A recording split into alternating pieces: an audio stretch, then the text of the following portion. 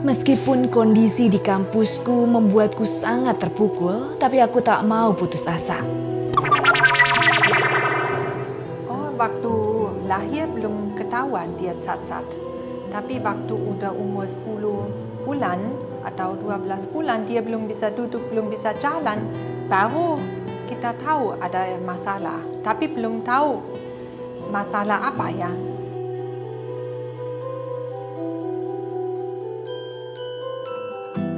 Dari temannya, ibuku akhirnya mengetahui kelainan yang aku alami. Penyakit yang menyebabkanku mengalami kelumpuhan karena ada penyimpangan sistem syaraf di otak. Ada teman saya, 2 teman orang Jerman di sini. Mereka ahli untuk fisioterapi ya. Mereka datang ke rumah, terus yang satu kasih saya buku dari Jerman dengan foto-foto anak cacat yang cacat sekali ya. Waktu itu saya hamil, lihat foto itu saya kaget sekali ya.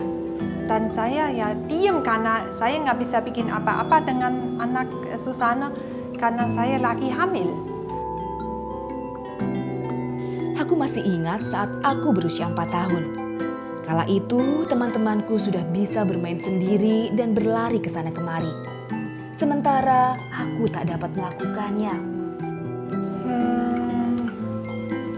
Ya, kok mereka lain ya?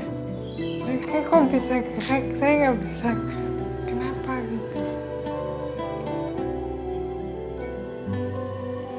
Tentu saja kelainan fisik ini sangat mengguncang keluargaku. Ya seperti minder ya, soalnya banyak orang tanya kenapa ini, kok kasihan orang bule punya anak begini ya. Jadi kita jadi minder dan lihat teman-teman semua punya anak sehat, mereka gembira ya, dan saya selalu sedih ya, stres ya, kenapa Tuhan kasih anak begini ya.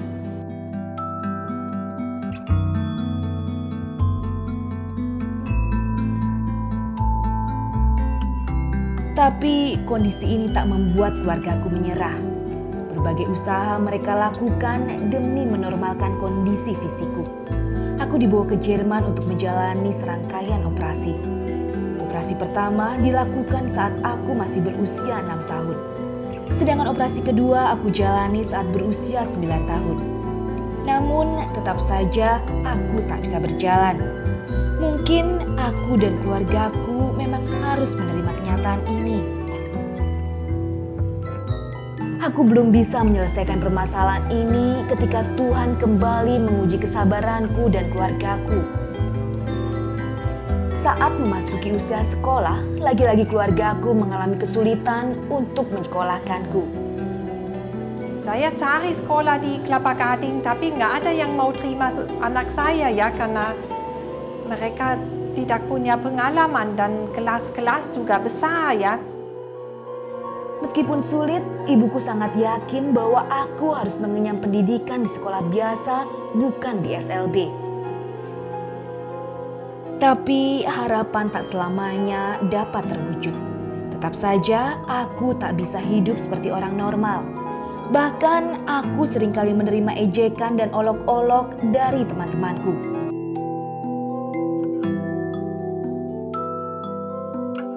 Terus saya tanya, saya frustasi juga sampai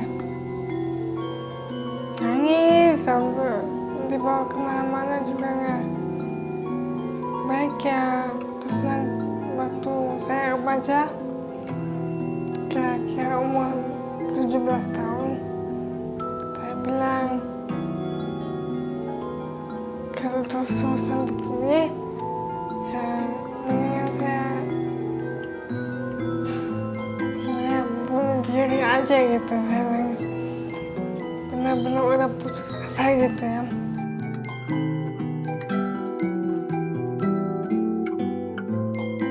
Namun keinginan sesatku ternyata tak dikehendaki oleh Tuhan. Teman setiaku mampu membangkitkan semangatku. Sedikit demi sedikit, aku mencoba untuk bersikap cuek dengan ejekan-ejekan yang dilontarkan orang-orang kepadaku. Aku pun semakin mendalami ilmu agama untuk menguatkan keimananku. Begitu saya bangkit, saya sekolah, terus di situ saya ikut ujian Eptanas atau ujian Australia gitu ya. Habis itu dia masuk UPH.